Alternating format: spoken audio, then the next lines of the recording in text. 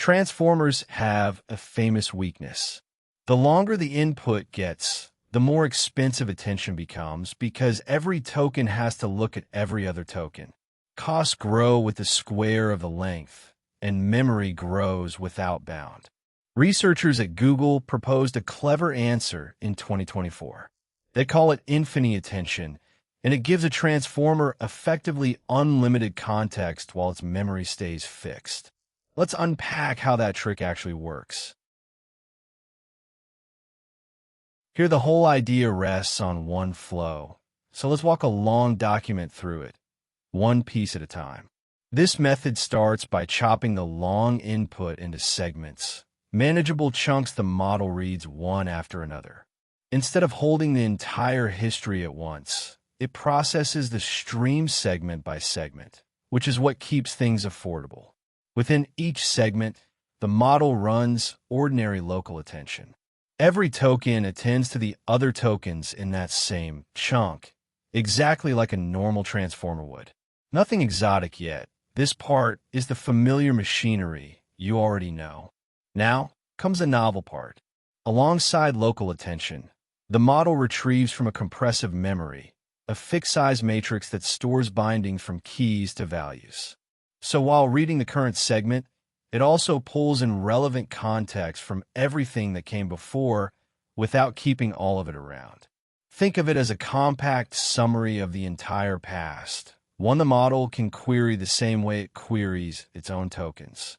That's the piece that lets earlier segments still influence what happens now, even though their raw tokens are long gone.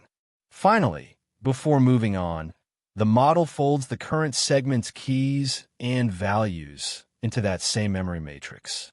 The memory gets updated, not enlarged. Because its size never changes, cost and memory stay flat no matter how long the input runs, whether that's 1,000 tokens or 1,000,000. The state you carry forward is always the same shape, which is exactly what makes unbounded context practical. Now, to really feel the difference, put the two approaches side by side. Vanilla attention keeps the full history in play. Every new token attends back over everything before it. So compute grows with the square of the length, and memory grows without any ceiling. Wonderful for short inputs, ruinous for very long ones.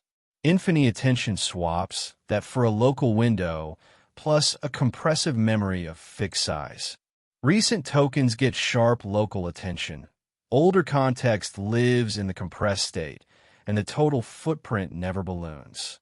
You trade a little detail on the distant past for context that is effectively unbounded.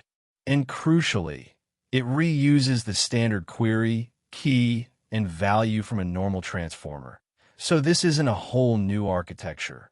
It's a modest addition you can bolt onto models people already trained today.